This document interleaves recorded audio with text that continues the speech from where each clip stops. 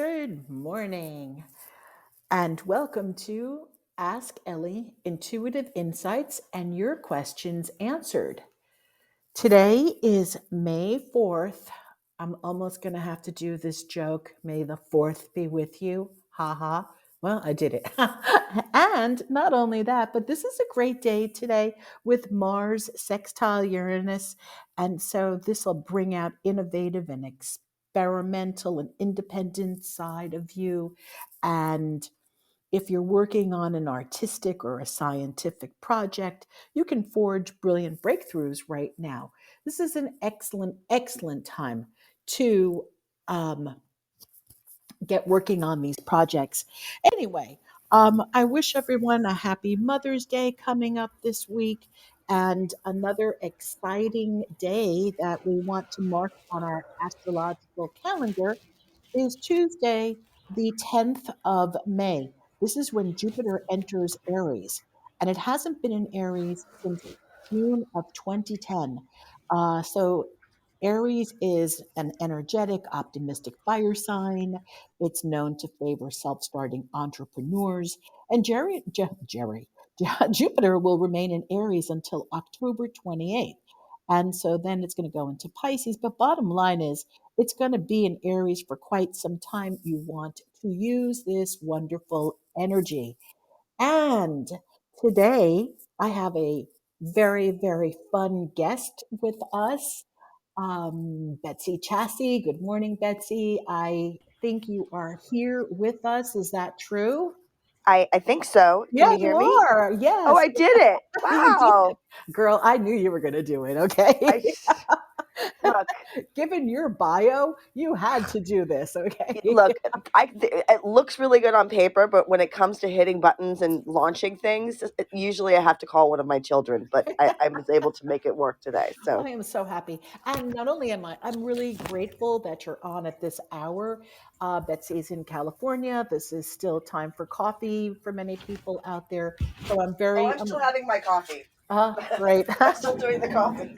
I'm really, so am I, even though it's Yeah. 10 o'clock. So I do appreciate you being on this call at this hour. For those of you who may not know Betsy, I'm going to just read a little bit about her.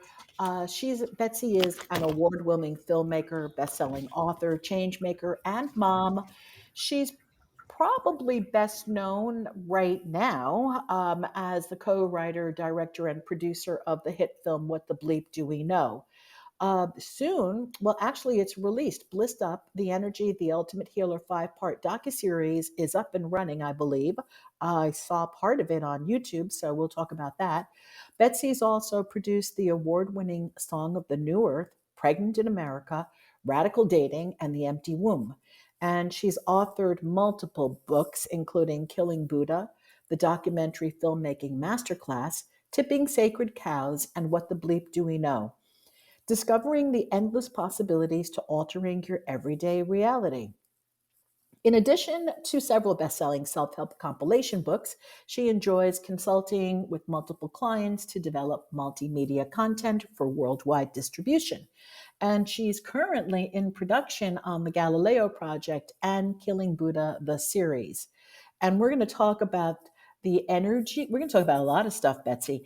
I do want to talk Ooh, about Bliss Up, and I want to talk about the Galileo Project and Killing Buddha, but I'm going to let you take it first and just share with us anything that I might have missed, and then we can ask questions and take it from there. okay, cool. I don't think you missed anything. You nailed it. I have two amazing kids. I'm usually up at this hour anyway because I'm usually getting kids off to school, but Wednesday they start late, so we Ah, have this time together. But yeah, you got it. That's all the things I'm up to right now, which is super exciting. I got to hang out with you and interview and do a sequence with you for my series for the Galileo Project, which was super fun.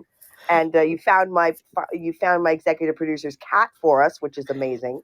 So, you know, Yeah, can you do can there's so many stories right there in how we reconnect. Betsy and I know each other from 2008. We met through coincidental circumstances, synchronicities, and we've been in contact all these years.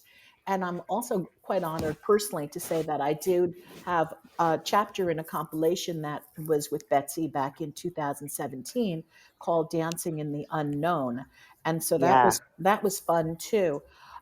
Betsy, let's talk really quickly about the cat, okay? And then we'll talk about Okay. the Galileo Project, and we'll talk about But energy.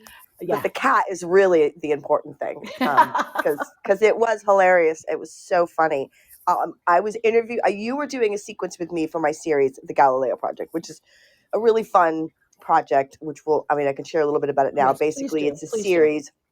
it's a series where most people may or may not know that Galileo, um, spent the last 8 years of his life. He was called a heretic because he said that the Earth is not the center of the universe, and he was looking through telescopes and kind of going against what the church wanted everybody to believe.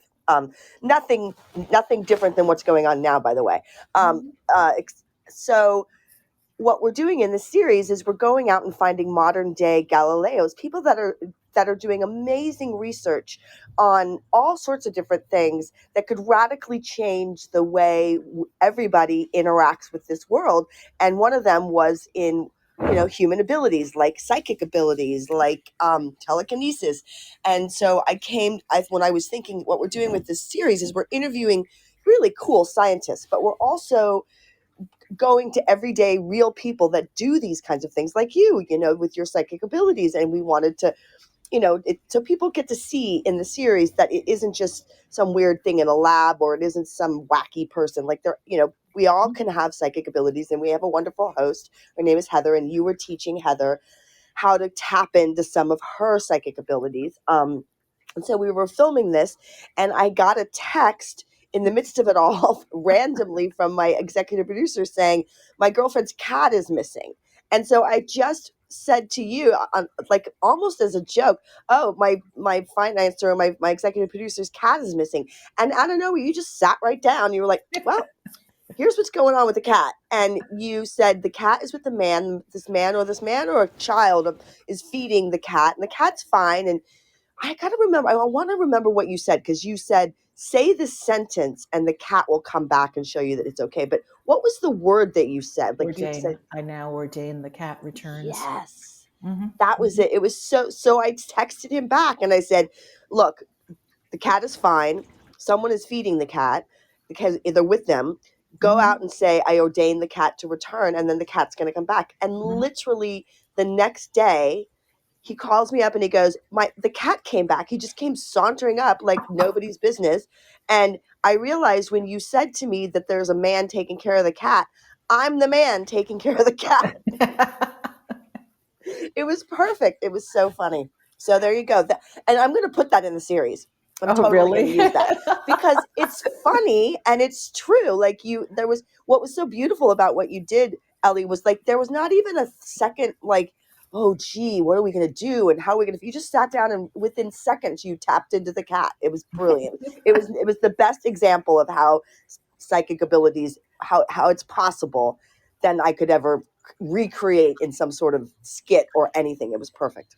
Oh, thank you. It was fun too. The cat's name is Snowball. And I really got like the thing that really came first was to let him know that the cat was safe. That was the biggest thing because, cats disappear and then they get run over, et cetera, et cetera. But I Right. definitely got the cat was alive. The cat was being taken care of. The cat was just with somebody else and that the cat was going to return. So to help it along, we often ordain. I mean, I had dogs come back. I worked with a case where the dog had been kidnapped and was Oh, missing for 2 weeks before they finally found him. And again, they did the ordaining and the dog was returned to them through the strangest circumstances. This is how it works. But is yeah. that really important? I'm going to interview you because I'm curious about that, because you were so specific about that word ordained. Hmm. And we always hear these sayings, spelling is casting spells, and like, is it really important when I'm practicing to use language like that, to really, because it was so powerful and specific. And I think it really did set him in the intention of, like, it really grounded him in it. You know what I mean? I do. And that's why I use the word ordain very reverently and for really important things, not trivial things. Oh, I now ordain, I don't know, something, anything, right? But when it's something serious, and it's an intention that I really want to have, or a healing, or anything that is important to me, I use the word ordain. And within seconds, sometimes, depending on what it is, things take care of themselves. Like just this morning, this is silly, but it happened. For some strange reason, my car alarm went off this morning while I was in the car. And I Oh my goodness. pushed buttons and I couldn't get it to stop. I'm in the car. And I didn't know what I was doing. I didn't really think I hadn't done anything wrong. It was, went through every motion just the way I always do. And then I said, you know what? I'm just going to stop. I'm going to ordain this alarm now goes off. And I said, I now ordain this alarm goes off. And just like that, Betsy, no joke, alarm went off. I have no idea what caused it to go on. You But know, then, that's the thing that's so powerful. So I did this series that you can watch now on YouTube.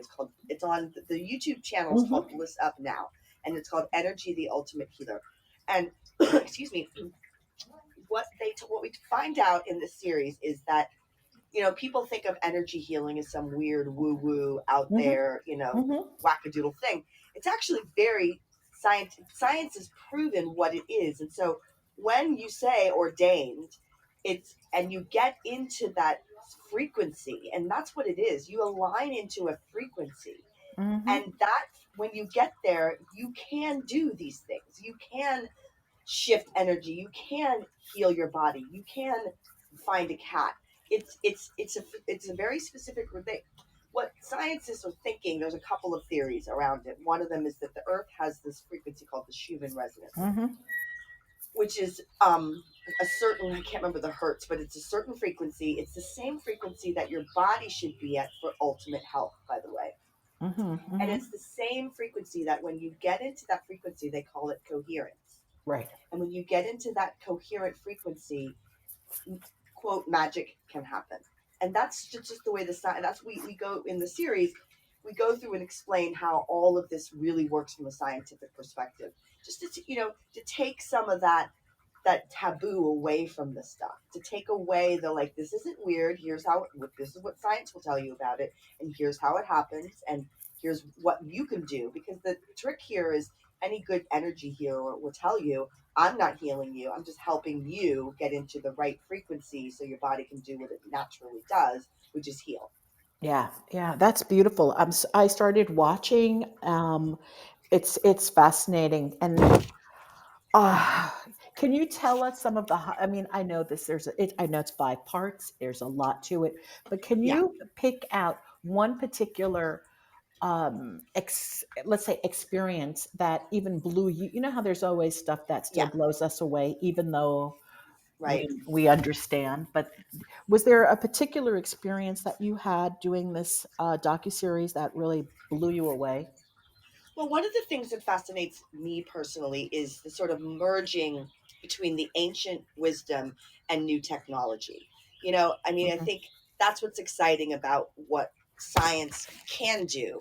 When science is allowed to explore these very should be common things like psychic abilities, telekinesis, energy healing. When science really goes at it from a very scientific perspective and does the research, really cool things come about from it.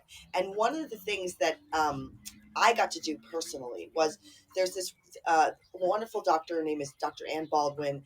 She is I think she's retired now as a professor at the University of Arizona. Very well respected woman, great scientist.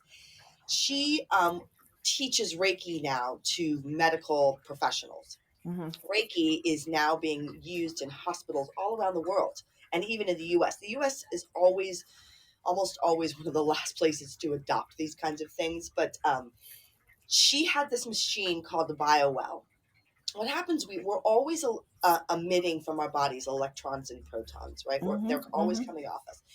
So she has this little machine. You put your fingers. So each one of your fingers is connected to a meridian on your body. So typically, if you have if the electrons or protons are weaker in one finger, it will show the medical professional, okay, there might be an issue within that area. So what you do is you put your fingers. They take a little measurement of each one of your fingers. They put it up, and what they put up on the screen, it comes out looking like an aura. Scientists don't like to call it aura. They like to call it a biofield because it has to have a cool science name. So they say, we say aura, they say biofield, but it's basically the same thing. And so it takes a measurement of what your biofield should be looking like. And typically your biofield should not have any breaks in it. It should be a complete solid circle. Not really, it's not an exact circle, but it should be kind of solid around you. And at the time that I did this with her, I had gone to my doctor and I had had some thyroid issues. And so I didn't tell Dr. Ann any of this. She does the measurement, the reading comes up, and it literally has a break right at my thyroid. And I just was blown away by that in and of itself. Because think about it, Mm-hmm. I had to go to a doctor like 6 times and run all these different tests just for them to figure out, oh, you might be having a thyroid issue. Mm-hmm. But Mm-hmm. imagine if the medical profession could just adopt a tool like this. It would Mm-hmm. radically change diagnosis, right? It would make Mm-hmm. diagnosis so much easier, right? Mm-hmm. Mm-hmm. So the interesting thing was after, so she said, oh, okay. So she did like 10 minutes of Reiki on my thyroid. We Mm-hmm. did the measurement again, and then we did the measurement again, and the break was gone. And the interesting Wow. thing is I had gone back to my doctor after I got back to LA. Mm-hmm. I also, by the way, because he wanted to put me on that really serious thyroid medicine, and I was like, give me 30 days. I had also gone to a Chinese herbalist, and he gave me some herbs. When I went back to the doctor, he said, you know what? It's obvious we must have had a false test because it's not I mean, you still have a little bit, but nothing is really what it was. So it must have been a false test. And I was like, no, it wasn't a false test. It was my Reiki session and the herbs that I'm doing. And Mm-hmm. it's so frustrating when that's what the doctors immediately default to, right? Mm-hmm. But if we had to, when we have tools like this at our fingertips, literally, this is something that can radically change the medical profession. Mm-hmm. Yeah, absolutely. And even, this is a little bit on a tangent, but now that we're talking about healing and even, I'm going to call it self healing too, in many ways, because you went to the Chinese Right. herbologist. This reminds me of something that happened. I got to just share this story because that's what we do. We share stories.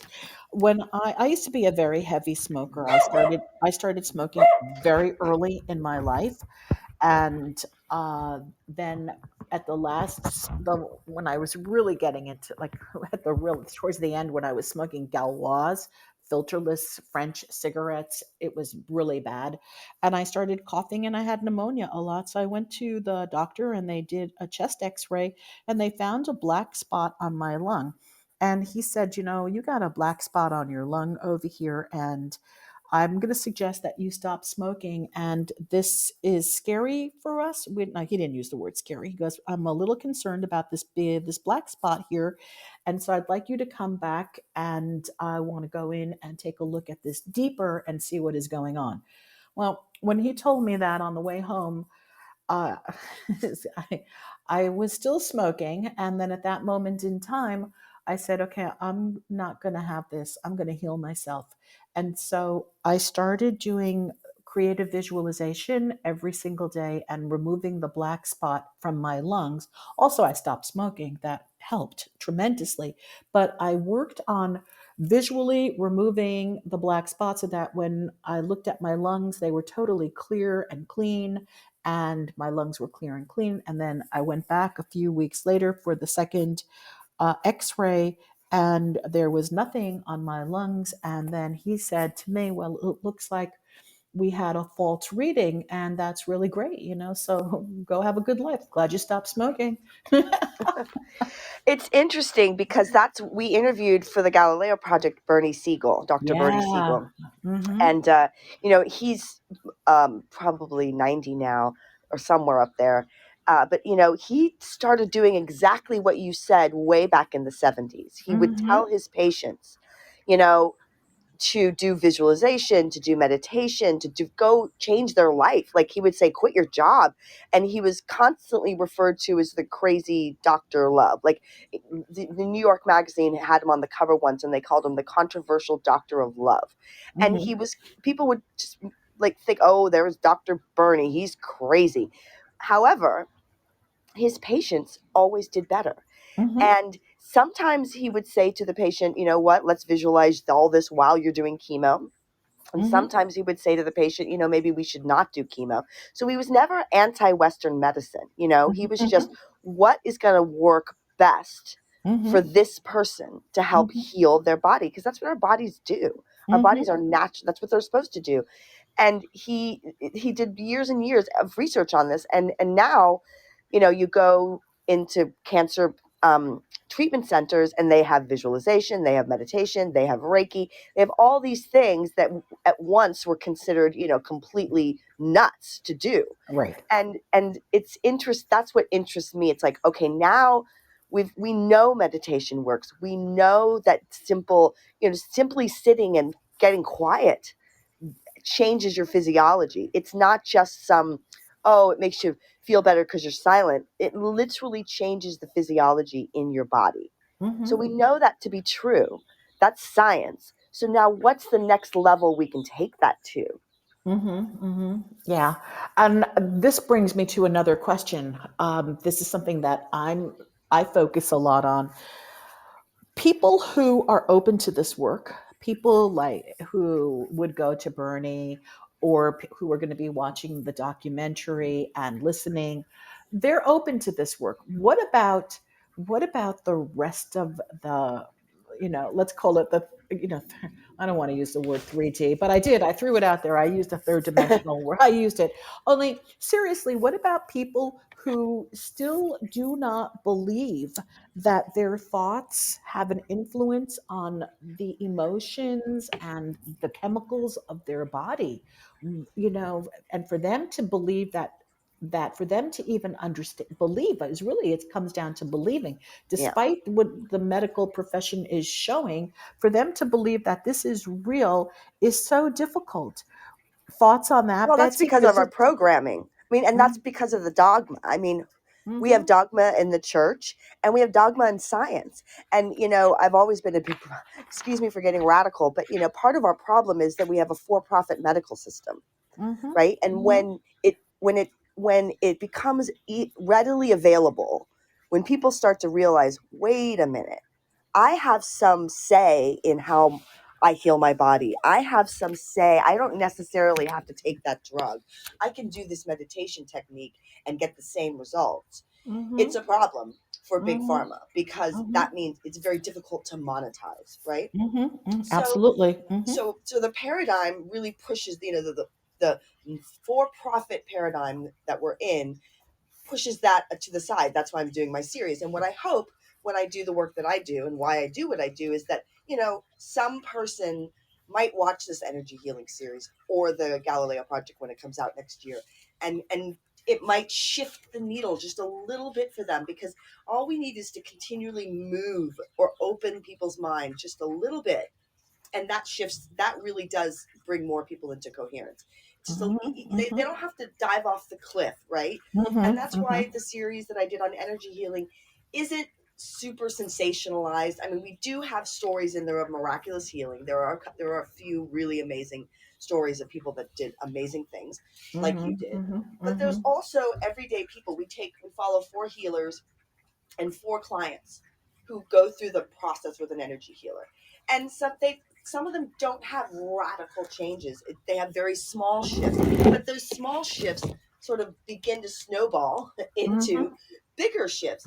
And it's like the idea is, look, give the audience some information, ground it in science, ground it in sort of rational language, and then give them the chance to just think about it a little more. And even just that small opening changes our whole world. Yeah. I mean, this has been, if I can put words in your mouth, I don't know if this is true. It sort of feels as this has been your mission since I first met you and before I met you when you were doing what the bleep. Yeah. And Yeah. mhm, right, this is, Because yeah. that's what I don't know, that's what I like doing. I like being able to help people, especially skeptics, because I'm a skeptic Hmm. at heart. I'm always really skeptical. I'm always very much, the person that goes, well, let's wait a second. I'm the first person to tell people, be careful who you engage with in terms of psychics, Hmm. in terms of Hmm. energy healers, because there is a lot of bull out Hmm. there. There's a Hmm. lot of people making radically ridiculous claims that just aren't true. So that does a disservice as well. One of the things that I always look at is anybody who's super fundamentalist on any side isn't helping.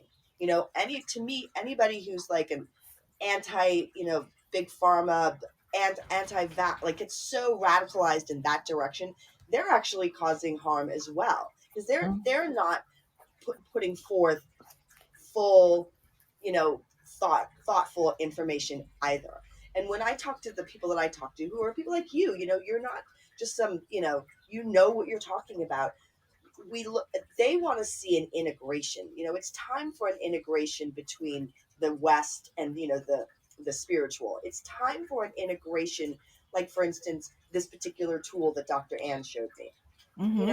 This is Hmm. taking ancient wisdom, Hmm. putting it into a piece of technology, and then putting it into the hands of a doctor who Hmm. then can say, you know what, you really do need this medicine.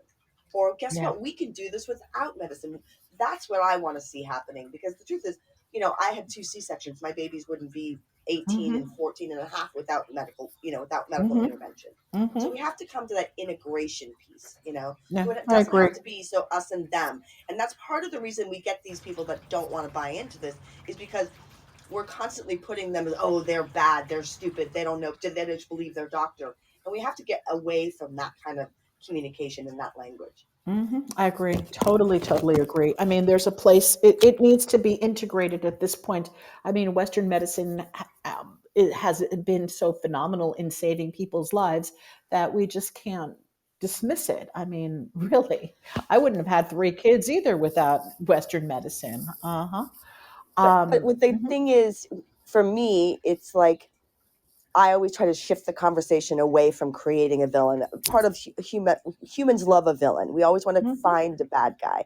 mhm, And so I always try to shift it away from blame on one side and look and go, well, if you really want to look at it, it's our entire construct, which is designed around monetization.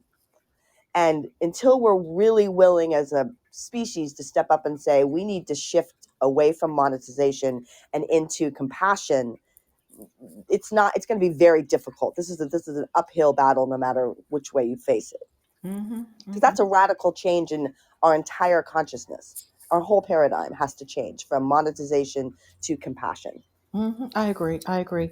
And I believe it can be done through education and Yep. shift in, and then again through language, shifting our language, and educating. That's all that we can continue to do is rally for the cause, shift our language, and continue educating. You Well, know. like what you do with the kids. I mean, I'm we have kids that are about the same age. I look at these kids and they don't have most of the hangups that we have. Now, not every kid in the world is like this, but the more like the work that you're doing with the little kids, you're continuing to keep their minds open longer, right? Helping Mhm. them keep remembering what's possible for them. And, even though my daughter's 18 and she lives in this world and this reality and she wants to buy a car and she wants to have a house and all that stuff, there's still a piece of her that remembers that these little gifts that we gave her when she was little. Mhm. So she has Mhm. a different, she doesn't look at the world in the way that our generation does. And that's going to bring about a huge change, because the Yeah. more these generations coming up, they're looking at this stuff going, why are we doing it like that? That doesn't make any sense. And why is, Mhm. so it's also, there's a funny quote by Max Planck. He says, science evolves one funeral at a time. Um, That's a right? good one. Wow. I didn't hear that one. That's great. Yeah, yeah, and it's true because the old guard has to die out, and Hmm. it's not a very fluffy, light way of thinking of it. But our older generations have to let go and move on, so the Hmm. younger ones can come in, and when that starts to happen, I think we'll see much more of this kind of thinking. It's just every day.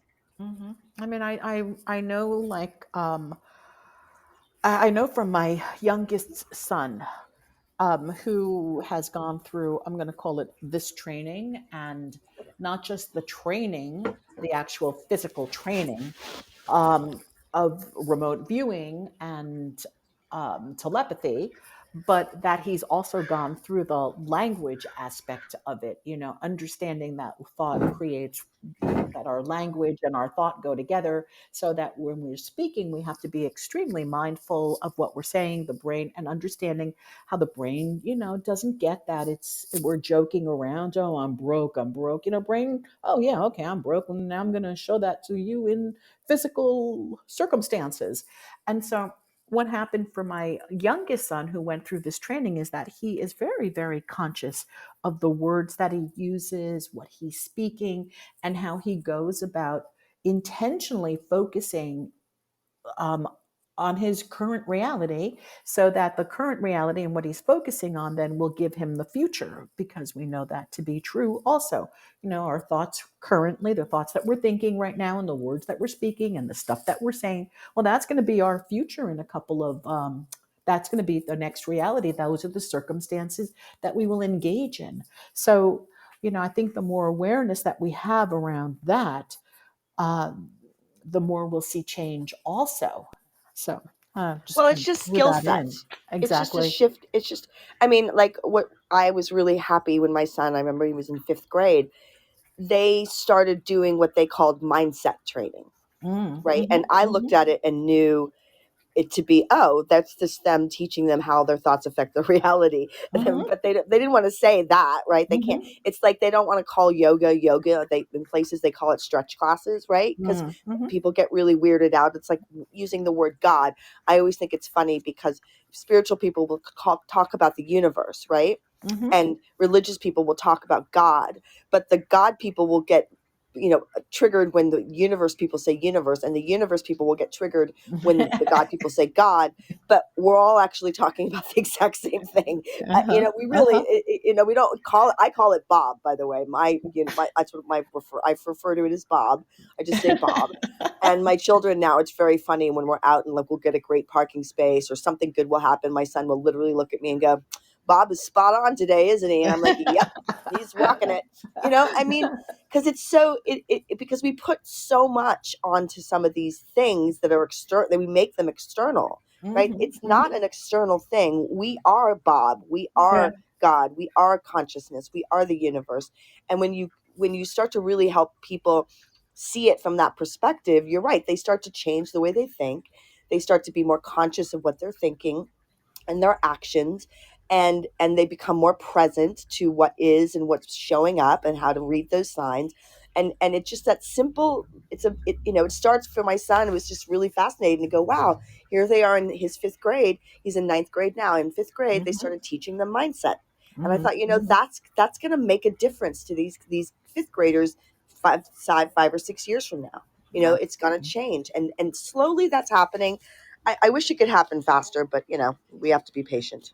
This Hmm. this Hmm. time moves very slowly. I know everything else is moving very quickly, and this is not. But there are so many reasons. Again, I look at it. There are political reasons why this doesn't move in education, because education is, we know, a particular institution, just like the big pharma, and so, yeah, it's all part of the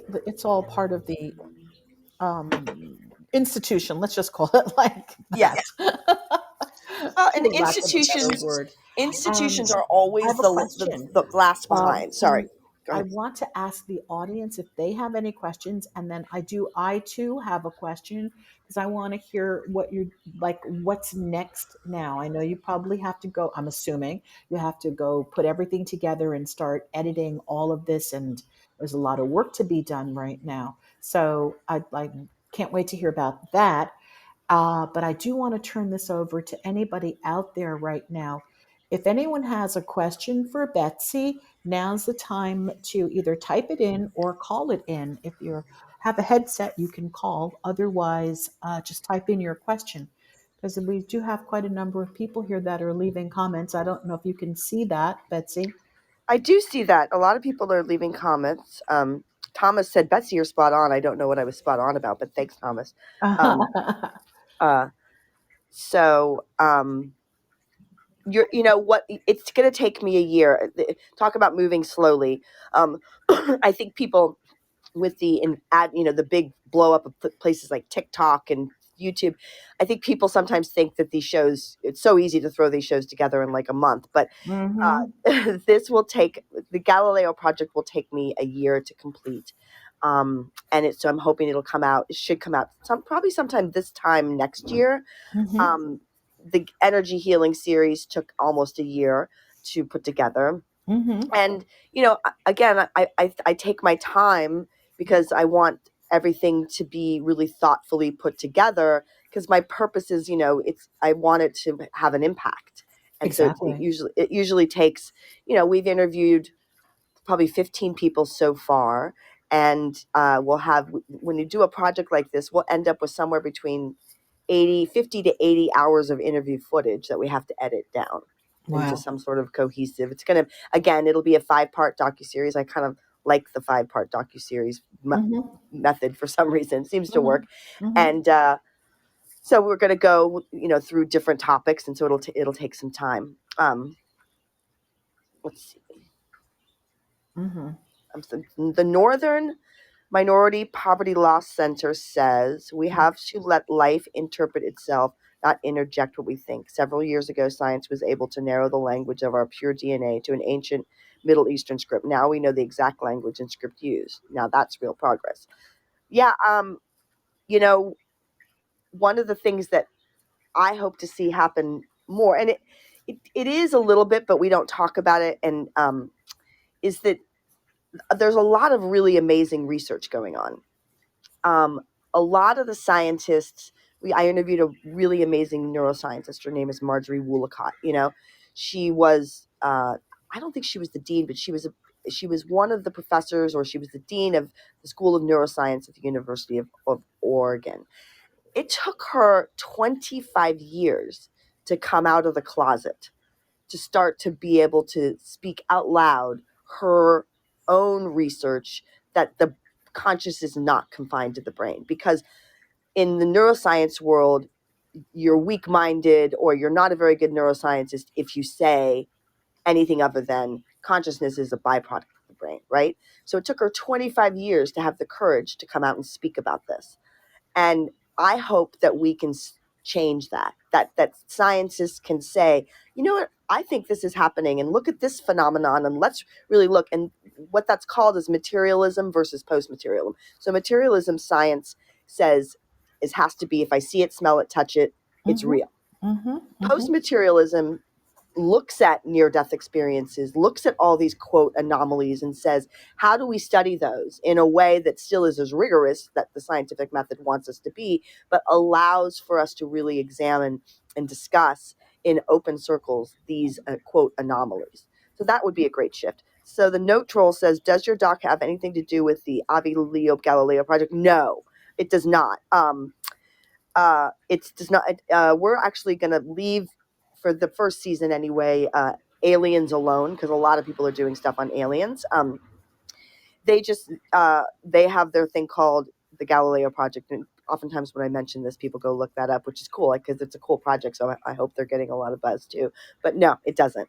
Mm-hmm. um, we're focusing on human abilities, like and also we're really having a conversation in the Galileo Project about what is reality, Mm-hmm. and what is this, because there's so much.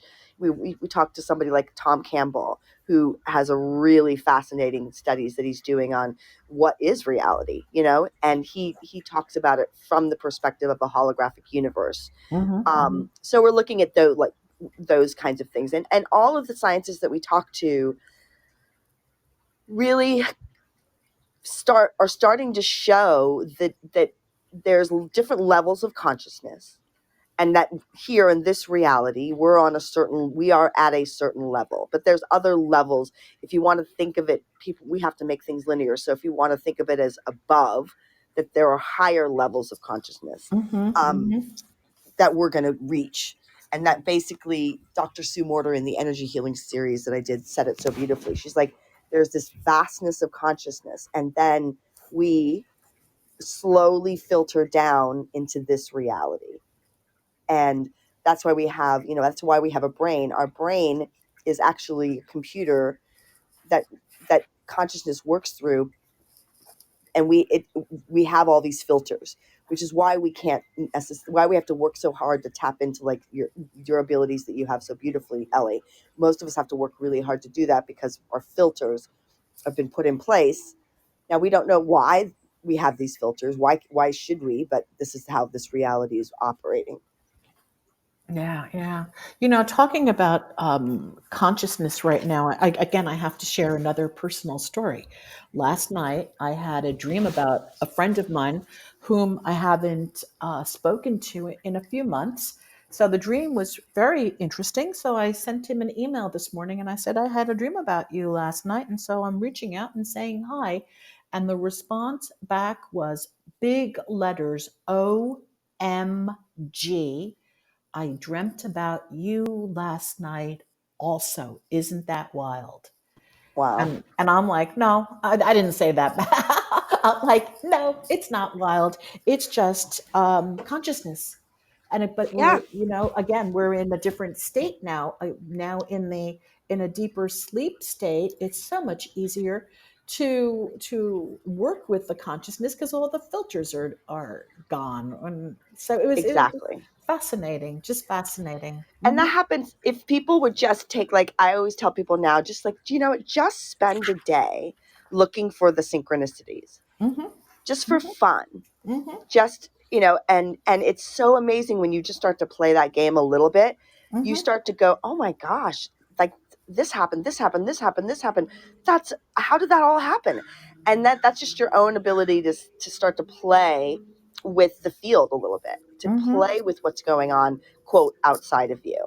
Um, and dreams are a great. We talk about dreams in the Galileo Project because people have typically said, oh, dreams are just a way to like organize things in your brain, and it's just kind of like it's not a big deal. It's this sort of like you're just hallucinating. It's not really. Sometimes there's not really very many messages in there. Like if your body is stressed, you might have a bad dream. They try to really minimize it, but the truth is, if you can intentionally dream and Hmm. you can lay down, like every night when I go to sleep, I lay down and I say, okay, I would really love to have a better understanding of this situation, Hmm.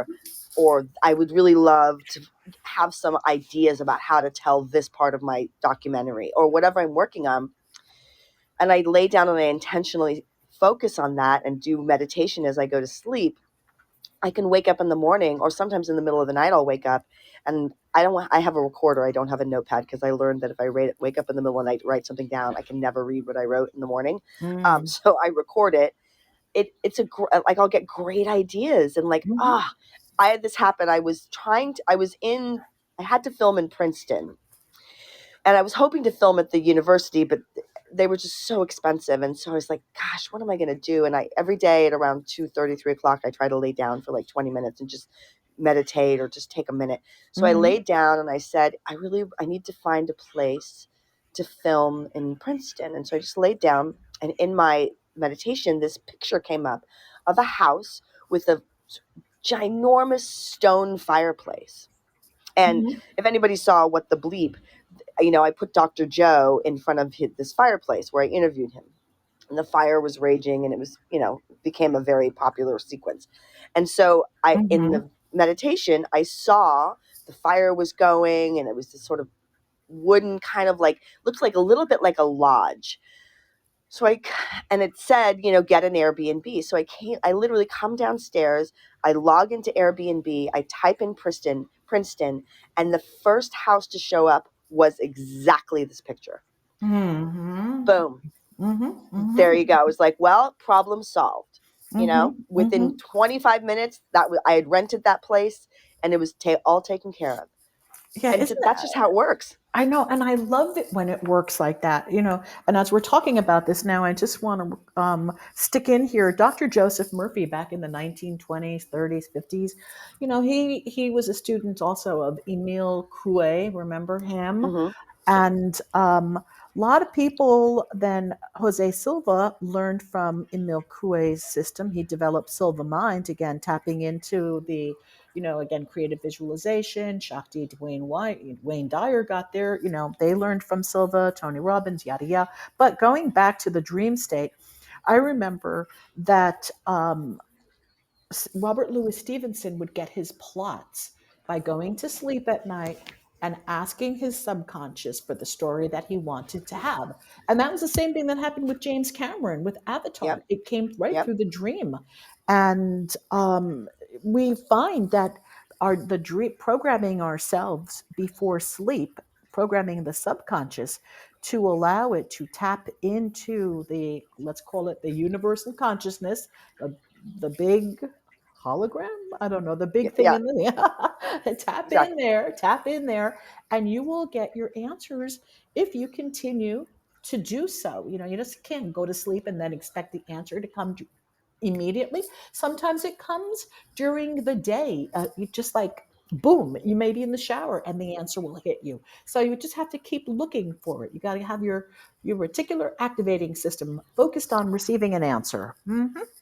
It's interesting. It's we open our computers, we have it programmed to operate a certain way. We know where everything is on the computer. I mean, actually, most of the time I get a little lost because I'm overwhelmed sometimes, but I'm not very organized on my computer. But if we, for me, the same, it's like this, I treat my brain like I would treat my computer. It's the same operating system. So there's a question: if you had enough evidence to prove that your brain has neurodampening cranial lock, and we found the key one passage of text, how would that change your life, and how would you work to restoring the key, if at all? Well, I think that's what we're literally talking about. I think the key is to start doing the practices, because it's like a muscle. The brain is a muscle, and it's been running this program for however long you've been in existence, which is why I think Elly and I were talking about the kids. When you can get to the little ones and you can say, hey, don't lock that particular room, and you keep the room open, it's a lot easier. But for the older we get, we have to do more practice, and trust more. Like when we were teaching Heather, we took Mm-hmm. Heather's the host for my series, and we took her to Elly.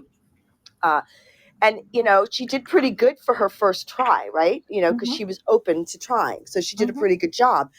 Now, if that's all she ever did, that's all she'd ever be capable of. But if she did that practice that you gave her every single day, Mm-hmm. that's unlocking the door. And that's the difference. I think that a lot of people expect it to be quick magic. You have to reprogram the brain. That's why, for instance, in NDEs, it's fascinating. People will have a near death experience and they'll come back and immediately have access. And the joke that I always say, it's like, well, they unplugged and plugged it back in, right? So they Mm-hmm. rebooted Mm-hmm. the system, which is why Mm-hmm. when they wake up, they can say, oh my God, I have these abilities. I can see these things. I can hear these things. It's because they Mm-hmm. rebooted the system. Mm-hmm. So when you're doing the practice daily, you're doing a slow reboot. So I hope Mm-hmm. that answers the northern guys or gentle ladies question. The Poverty Law Center. And I'm going to just add on two things that I have discovered in my work with this in this realm. And that is that there are two I don't know if you want to call them dominant thoughts in every single person that I have ever run into that basically impede the ability to access this realm successfully. And those two thoughts are, this concern with, am I good enough? Am I good enough? Is this okay? Am I good enough? And there are different ways that we phrase this. Okay, like, am I good enough? Am I going to get it right? And we have different language around this. Am I good enough? It comes into the form of looking good. Am I good enough? Am I going to get it? And then the self-doubt. It's all part of the same mental concept. And then the second question is about being loved, like Mm. this like, if I do this, will they love me, or will I be not loved? Will I be shunned? Okay, if I don't do this, am I good enough, and will anybody love me? Those are like these two questions that seem to be in everyone's consciousness, almost as if we could pull those two questions out, like, am I good enough? Yeah, you're good enough, you're great enough to do this. Now just pull that Right? pull that pull that thought out, and then all of a sudden the human becomes so empowered, like, yeah, I can do this. But that it's almost as if there's like an implant somehow in the brain that is holding us back because of this doubt. Am I good enough? Am I good enough? Will anybody love me? Those two things, remove them. Maybe those get removed in near death experiences. I have no idea. But with those Well, gone, people yeah. become literally superhuman. Well, and it's because, like, I don't know. I have a strange philosophy, which is that that's so. This is the plane of experience. This is what I think. Here we are. We've been. It's like we're a little bit in Logan's Run, so to speak. We're dropped into this really bizarre reality and said, okay, we're going to take away almost all of your abilities. You can get them back, but you have to figure out how to get them back. Go. And we're going to start you out in this little helpless little blob of a being, and you've got to grow. And as you grow, you're going to figure it out. And it's like, it's crazy. It's like a video game, right? I mean, that's the way I look at it sometimes. Sometimes I wake up and I go, okay, I get to play again. I still haven't figured it out. And I think the biggest it's like the biggest secret is, and the joke that's been played on us is that we go through a big chunk of our life in fear of Mm-hmm. not enough, fear of not Mm-hmm. being loved, fear Mm-hmm. of not having enough, fear of Mm-hmm. survival. And once we figure out, oh, we don't have to have that fear, everything's going to be okay, Mm-hmm. Mm-hmm. then we can start doing these other things. But that's sort of the trick of this reality, so to speak. That's the way I Mm-hmm. look at it. It's like, Mm-hmm. well, this is the game that you're supposed to be playing here. And once you figure that out, you're gonna guess what? You'll probably get to go to another level, Mm-hmm. Mm-hmm. you know? Yeah. But you're Yeah. absolutely right. We are all about fear and not enough. Mm-hmm. Um, Mm-hmm. you know, it's funny, the Northern Poverty Law person said, the video game analogy, you should go check out Thomas Campbell's work. He's a quantum physicist, really interesting. He's got a book and a bunch of YouTube videos.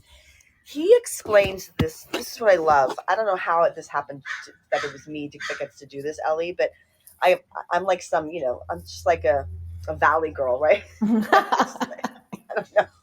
I don't know how I ended up being able to talk to these people and have and do this, right? But he explains this reality so well, and it makes so much sense. Um, I was so excited to interview him for that reason. But he really makes it simple. It's not even hard to grok once he explains it. You're like, oh.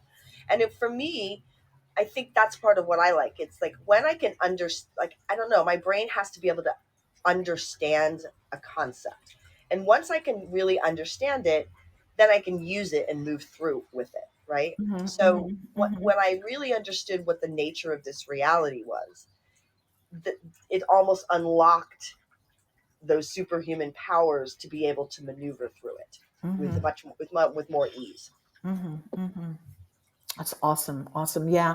So let's have people check out Tom. It's Tom or Thomas Campbell, Yeah, I don't. Camp. Yeah, I think CAMP. Yeah, Bell. Mm-hmm. Yeah. yeah. He's really interesting. And then, of course, there's tons of cool research out there. And then the energy healing series, we have a bunch of really interesting scientists in that people can go and Right. learn from. Give me the, it's on YouTube, but it's Yeah, called Bliss. Up Now is the name of the channel. Okay. So if you just I type in got it Bliss in Up there. Now, Mm-hmm. yeah, you'll be able to find the series. And or if you go to my YouTube channel, it's on there as well. You can see it. I've linked it there. So Mm-hmm. um, I think that's the goal. I mean, I think that's what we've been talking about this one. You and I always say, like, what we can't wait for the day. What did you say? You said it was such a great quote. You said, I can't wait for the day when we can talk about people's psychic abilities like we talk We about the talk about the weather. weather. Yeah. That's what you said. And I was like, that's exactly right. And these kinds of things, like what you're doing and with your books and then with my shows, that's kind of what we're trying to do. Yeah, I'm going to talk about psi abilities the way other people talk about the weather. And with that being said, Betsy, I thank you so much for being here. And I'm Thank going you. to put all the links into the podcast thing and then onto the YouTube channel. And then I will link you. And so anybody listening now or in the future will be able to find anything and everything about what we spoke about today. So I want to Thank thank you. everyone here for being a part of our show and listening and contributing. And Betsy, special thank you and much love. And I can't wait to continue watching Bliss Up, the Galileo Project, and yeah, what's next? Okay. All right. Thanks, love. All right. You take care. Thanks. Be well, everyone. Thank you so much for being here. Have a magical week. Ciao. Bye.